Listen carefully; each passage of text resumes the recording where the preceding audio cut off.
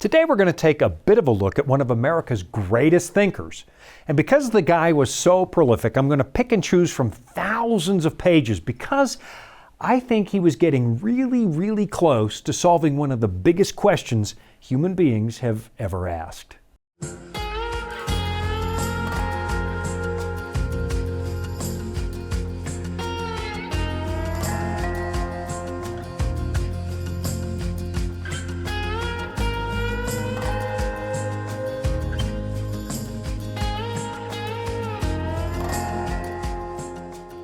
The biggest problem in the universe is the question of who we are. Now, admittedly, there seem to be more urgent problems like solving world hunger or achieving world peace. And if you happen to be starving or living in a war zone, well, obviously those kinds of problems would become your priority. But let's take a page from Abraham Maslow for just a moment and assume that your basic physiological needs are already being met. You're properly nourished and your physical safety is guaranteed. What becomes your next priority? Well, according to Maslow, you need to be loved and feel like you belong, and then you need a degree of self-esteem, and then you need something called self-actualization. You need to find meaning and purpose for your existence. But you're not going to find that unless you answer the one big question that everybody has to deal with sooner or later, and that's, who am I? I mean, here you are, a self-aware, contemplative person, an individual who has a sense of personal identity that somehow stays constant all the way through your entire life. But how does that happen? Back in the 19th century, the practice of science and philosophy suddenly threw up a little bit of a roadblock. Up to that time, we managed to convince ourselves that human beings can understand the essential nature of the universe simply by using our capacity for reason. We used to think that our reasoning had to be informed by some kind of reliable external checkpoint, and once upon a time, that was God. But then sometime after Thomas Aquinas, who tried to use raw logic to prove God's existence, we started to think that our reason was perfectly good without God's help. We could just apply it completely unaided. So what we did was start to think of the universe as a machine. And it was a model that worked pretty well because there does appear to be a logic and order behind the cosmos. Mathematical equations can make reliable predictions, like when the orbit of a planet will be complete or when the next eclipse is going to take place. We started to think of the universe as a clock. And in our scientific thinking, we kind of left out some very human phenomena, things like love or passion or personality, because the universe was now just a matter of mechanical cause and effect. And of course, cause and effect is a very useful concept. If you want to understand why something happened, go back and study what came before that, and then look at what came before that, and so on. If you go back far enough, the thinking goes, you can pretty much explain anything as long as you can get to the very beginning. But where that suddenly fell apart was when it came to the existence of human beings. Trying to explain who or what we are in terms of mere physical cause and effect led us to some pretty empty conclusions. If you and I really are just the product of time and chance, then our lives don't mean anything. And if there's one thing all of us crave as human beings, it's meaning. Then we got Charles Darwin, bolstered by people like Thomas Huxley, who popularized this notion of survival of the fittest. The wonder of life was now explained as just another science.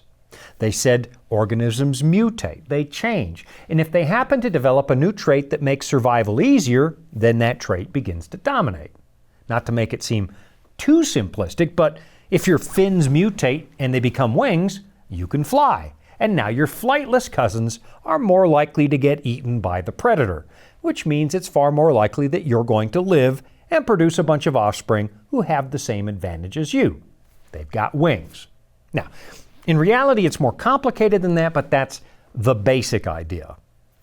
The rise of Darwin meant that life could be understood without the need for a creator. But it also created a big problem because the ideas that bolstered Darwinism actually seemed to run contrary to the way that human beings function. For centuries, we convinced ourselves that human beings have agency. We have the ability to make meaningful choices. And by making choices, you can alter the course of your life.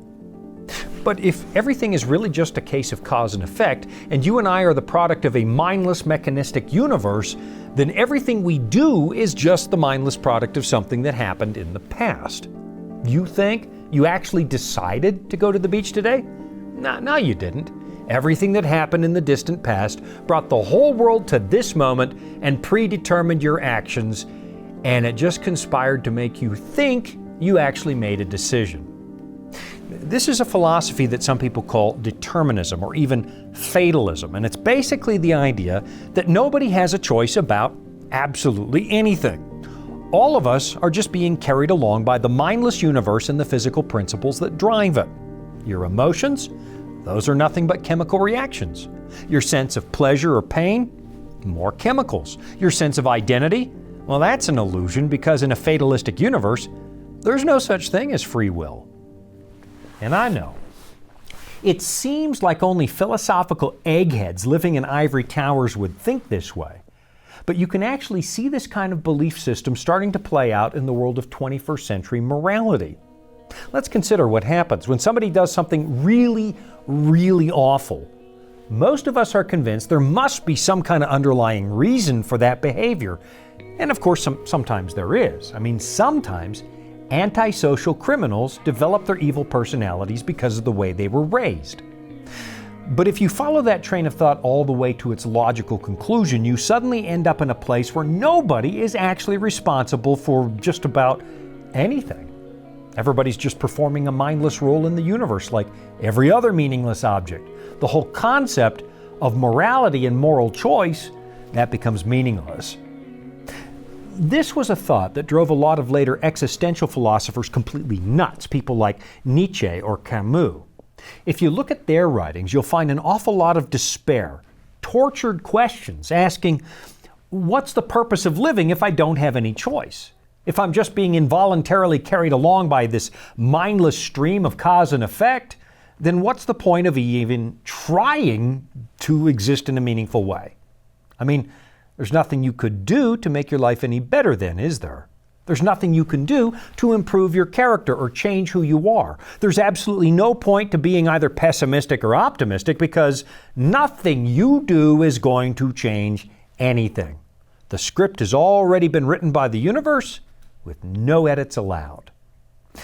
This is the reason that some of these famous thinkers actually toyed with the concept of suicide. What's the point of living if you can't actually make choices and live? It's a philosophy that most people find, depressing, and with good reason. It feels like it runs completely contrary to essential human nature. If these determinists, these fatalists are correct, then why do we seem to be wired to believe in something better? Why do we have passions and hopes and desires and goals and relationships? What would be the point to those things? It's a materialistic view of the universe, and it's one that atheists kind of like. But what they've discovered is that what they're trying to sell to us isn't selling well. They insist that there's no God. They're with Nietzsche, who said God is dead, and there's only this cold, uncaring universe out there for us to live in. That's a pretty tough sell, because there's something in our makeup that fights against that idea. Which brings me to the famous American philosopher, William James, who really struggled with what these fatalists were saying. He realized that a purely material universe does not line up with human experience. And of course, it probably didn't help that in his early childhood, his father was a strict Calvinist, which is kind of a Christian determinism, at least when it comes to salvation. I was raised among Calvinists, and one of their key ideas is that God has already determined your fate before you're born. Some of us are going to heaven, some of us are going to hell. There's nothing you can do about it. Of course, you don't really know which group you're in, which can lead to a little bit of anxiety if you're prone to overthinking. So, eventually, William James's father rejected the ideas that human beings don't have free will, and he dropped his commitment to Calvinism in favor of a rather obscure, esoteric Christian sect. He actually turned to the teachings of the mystic Swedenborg, which made him feel a lot better about his ability to make meaningful decisions. But right now, I've got to make a meaningful decision about the way I'm going to use my time. So I'm going to take a quick break, and I'll be right back after this. Here at the Voice of Prophecy, we're committed to creating top-quality programming for the whole family, like our audio adventure series, Discovery Mountain. Discovery Mountain is a Bible-based program for kids of all ages and backgrounds. Your family will enjoy the faith-building stories from this small mountain summer camp and town. With 24 seasonal episodes every year and fresh content every week, there's always a new adventure just on the horizon. The American philosopher William James became really discouraged with the idea that you and I don't have the ability to make actual choices. The idea that the universe is just a machine and we're just part of that. He originally trained to be a medical doctor, which eventually led him into the field of psychology at Harvard. From there, he became obsessed with the study of metaphysics, that branch of philosophy that deals with the nature of existence. It's basically the study of why is there something out there instead of nothing. So James decided that maybe the existentialist philosophers in Europe were wrong. Instead of getting lost in the dismal swamp of trying to prove your own existence or the problematic question of how you can know for sure that your mind can be trusted, maybe, he said, we should take a far more pragmatic approach. Maybe we should look at the consequences of our ideas when we act on them to see if they match reality. It's a little like the scientific method. He said, you should go and try your ideas in the real world to see if they still make sense. That makes sense to me. You see, at this point, most philosophers had been operating under the assumption that we're just machines and that the human psyche could be understood through scientific experiment. David Hume had suggested there's actually no such thing as cause and effect, and what looks like human consciousness is really just the product of your senses picking up data like a slideshow being projected on the back of your brain. But William James started talking about something I promise you've heard before: stream of consciousness. It's a phrase we still use when we're writing or talking about whatever pops into our head at the moment. But for Mr. James, thoughts were very personal. Take everything else away from me, I still have my thoughts, and they define who I am. You can never get inside my head and share all my thoughts, and I can't do that with you either. Here's how he put it. Each mind keeps its own thoughts to itself. There is no giving or bartering between them. No thought ever comes into direct sight of a thought in another personal consciousness than its own. Absolute insulation, irreducible pluralism is the law.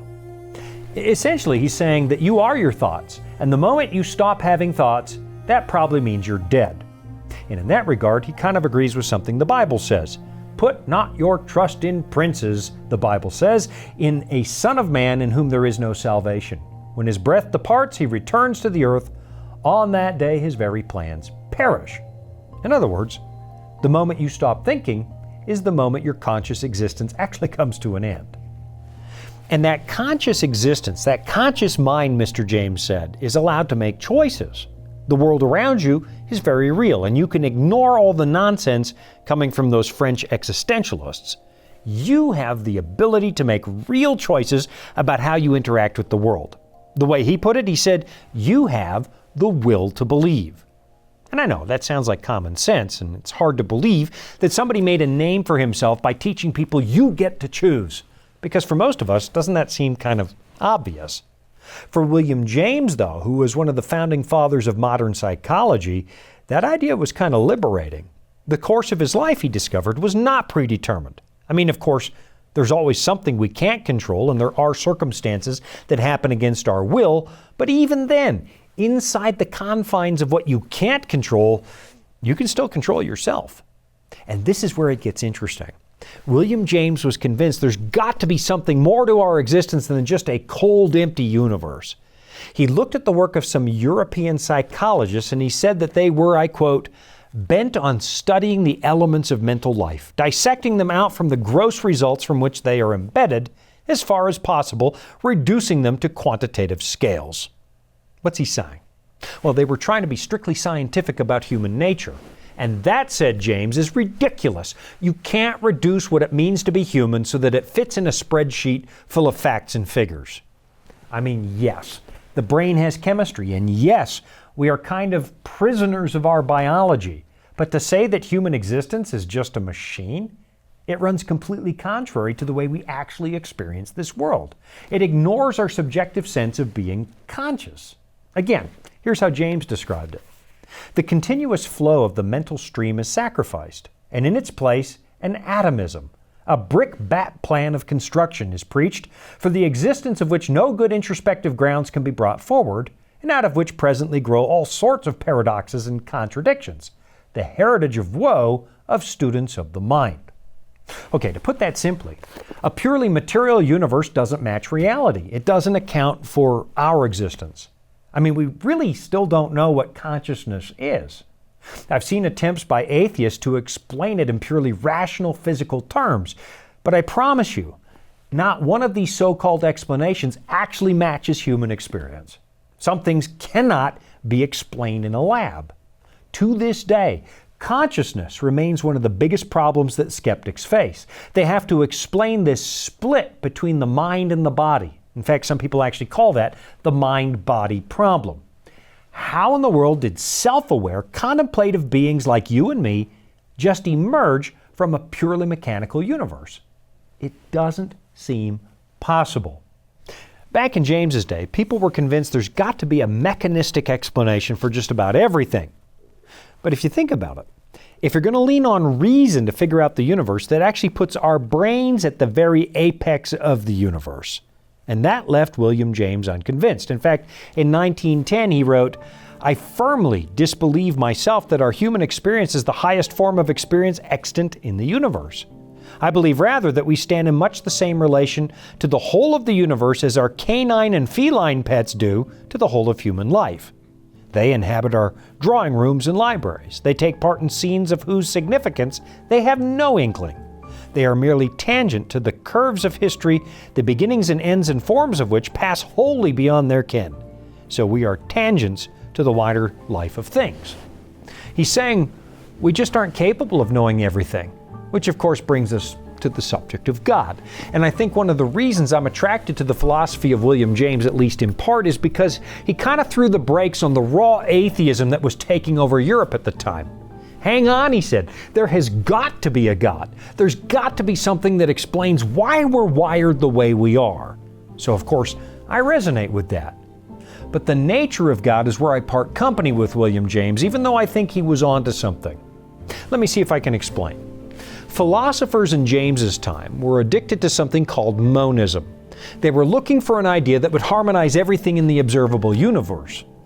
Since the very beginning of classical philosophy, people have been trying to boil the universe down to just one easy-to-understand concept. What explains everything? Well, James didn't like that, and I'll be right back after this to tell you why. Life can throw a lot at us. Sometimes we don't have all the answers. But that's where the Bible comes in. It's our guide to a more fulfilling life. Here at the Voice of Prophecy, we've created the Discover Bible Guides to be your guide to the Bible. They're designed to be simple, easy to use, and provide answers to many of life's toughest questions. And they're absolutely free. So jump online now, or give us a call and start your journey of discovery. William James mentioned that philosophers are addicted to the idea of absolutes, the idea that there must be an absolute whole, a singularity that explains absolutely everything in the universe. But then he asked this question: why are we so addicted to the number one? Why do we think everything has to harmonize? And this is really where Mr. James leaves behind a biblical understanding of God. He taught that if God is absolute, if He's all-powerful and all-knowing, that would mean that none of us has the power of choice. So instead, William James said that God must be rather limited, because while he can clearly see evidence for God's existence in this universe, He can't possibly be in charge of everything, right? Otherwise, why would we have pain and chaos? Instead of a universe, why can't there be a multiverse, where part of the universe is run by God, but another part is dominated by chaos? James said that maybe the universe is not just one thing. And to be honest, Mr. James was skating really, really close to the edge of biblical theology. He got it wrong, but he was close. He missed the truth by a millimeter. One of the biggest issues the writers of the Bible deal with is the problem of evil. How can God be loving and all-powerful, but we still have a world that looks like this? It's the number one objection raised by skeptics who love to poke fun at believers. If God is real, then why did so-and-so get cancer? If God is real, then why is there war in the Middle East? William James was attempting to deal with a very real question when he said God must be limited. It was his way of answering the problem of evil. And of course, according to the Bible, God is not limited. But there does appear to be more than one force at work in this universe. Look at what you find in Revelation chapter 12, where it says, "Now war arose in heaven, Michael and his angels fighting against the dragon. And the dragon and his angels fought back, but he was defeated, and there was no longer any place for them in heaven." Oh, wait a minute. I thought heaven was a place completely free of pain and suffering. Well, actually, not yet, according to the Bible. The Bible says there was war in the kingdom of God. So how can that be? Well, it's for the same reason that William James was obsessed with, and that's the concept of free will. The God of the Bible does not predetermine your life because He values liberty. He values the ability to choose. And why would God allow that? It's because His nature is defined as love. Remember what the Apostle John said in 1 John 4, verse 8. "Anyone who does not love does not know God, because God is love." You see, if you aren't free to choose against God, then loving God is kind of meaningless. You're nothing but a puppet in a deterministic universe. But because God prizes meaningful relationships, He also prizes freedom of conscience. What we did was exercise the wrong option. We became evil, which means that God was now faced with a choice of His own. He could either destroy us instantly, or He could allow our choices to run their full course and offer to redeem us. It's a brilliant solution, really. I mean, once you've lived in this painful world and you get redeemed from it, are you ever going to choose this place again? No. William James was convinced that you and I have freedom of choice, freedom of the will, and the Bible agrees with him on that.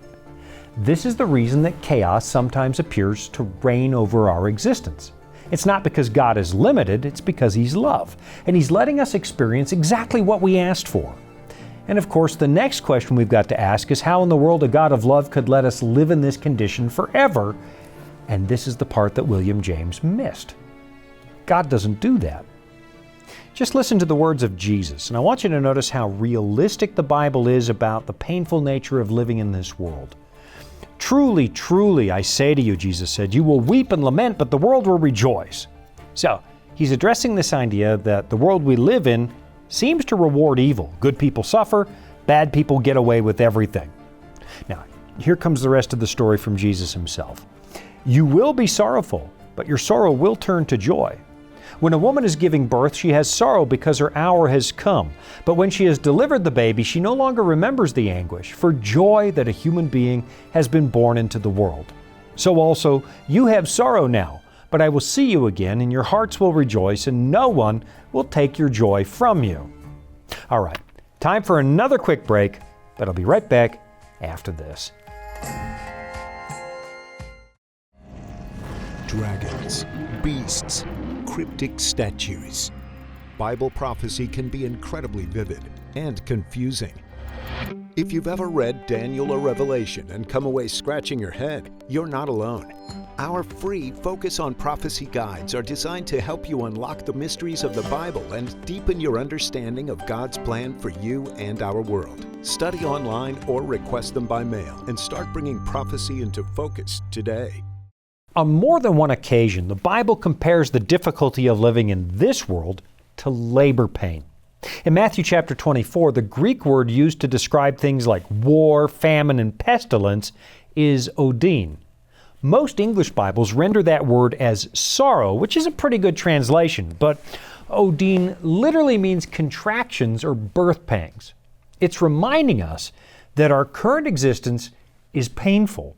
And right before the break, we looked at that promise from Jesus in John chapter 16, which told us that yes, we have a lot of reasons to be distressed, a lot of reasons to shed tears and feel anxiety, but eventually that's going to end. And the joy that God promises to give us will make that pain just a distant memory. It's like that moment at the end of a painful delivery when the baby gets placed in mom's arms and suddenly it's, "What pain? What are you talking about? Look at this beautiful child."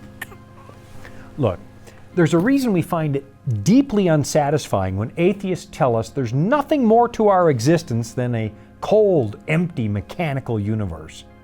The reason it bothers us is because it's not true. If it was true, it would leave us with no choices, no meaning, no hope.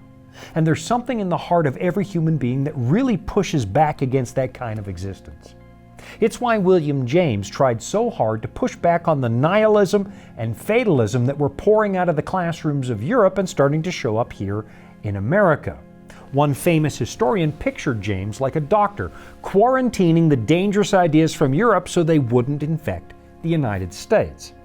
And of course, for the moment, it looks like he failed, because the levels of anxiety here in the West are rising steadily. People are dealing with things like depression and suicidal thoughts in record numbers. And we are now suffering the consequences of choosing to believe that human existence doesn't actually mean anything. It's just the blind result of cause and effect over billions of years. This is why the question of who you are is the most important question in the world. Over the centuries, we tried to reduce ourselves to numbers and measurements, but now it's killing our mental health. It's robbing us of something essential. It's robbing us of what it actually means to live an authentic human life. We feel like we're trapped, that the course of our lives has already been written in advance, and we're powerless to make any meaningful choices about who we are and how we choose to live. And as a result of that, a lot of people are just giving up. But the Bible says that, first of all, your suffering is real. God has seen it, and He's promised to solve it. In fact, Psalm 56 suggests that God has been keeping track of every single tear you have ever shed. And then secondly, it tells me that you are also very real. Your life is not meaningless. Are not 2 sparrows sold for a penny, Jesus taught? And not one of them will fall to the ground apart from your Father. But even the hairs of your head are all numbered.